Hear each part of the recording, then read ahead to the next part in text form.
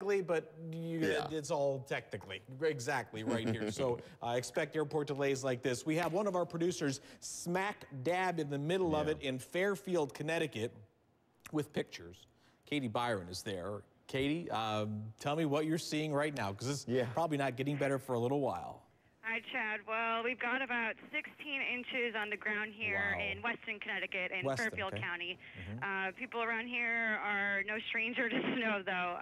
My dad and I are going to go out and start shoveling out the cars this afternoon, and it's pretty cold, but the snow has stopped finally.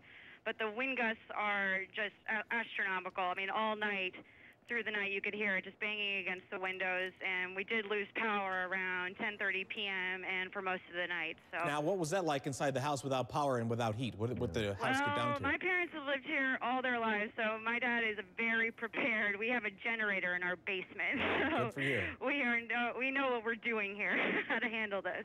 Obviously, it is vented to the outside, and when people use generators, Tony, you can't use them in the garage, because we hear about devastating stories about this all the time. Right. People hook up a temporary generator, put it in their garage, think it's okay, and then they die of carbon monoxide poisoning. Absolutely can't do that. You must be smarter than that, so obviously Katie's dad is taking care of that. Was the wind just howling through the house? Could you just hear it? We had wind gusts we reported around 65 miles per hour near you.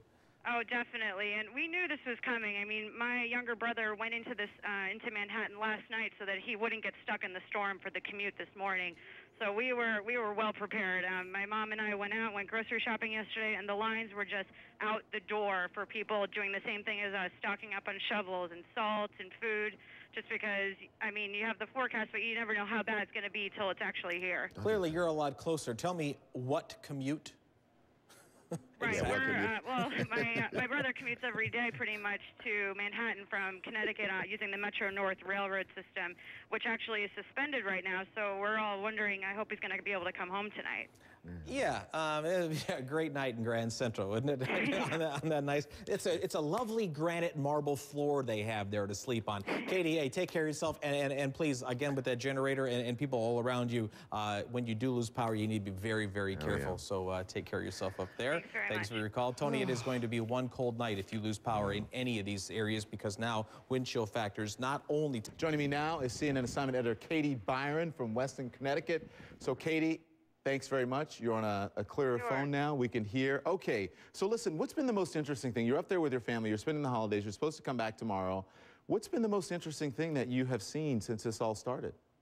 Well, two things. The first off being it's about 16 inches of snow on the ground, but when we opened the front door this morning, literally the snow drift was so high, it was up past my knees because of the wind, and that was what caused our power to go out last night at about 10:30 or so.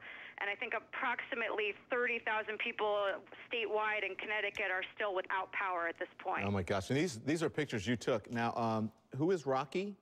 Rocky is our family puppy, and he's never seen snow before, so he's completely freaked out. I think he loves it, and he's scared of it at the same time, so we had to take him out for that. You did. It's your dad's 66th birthday.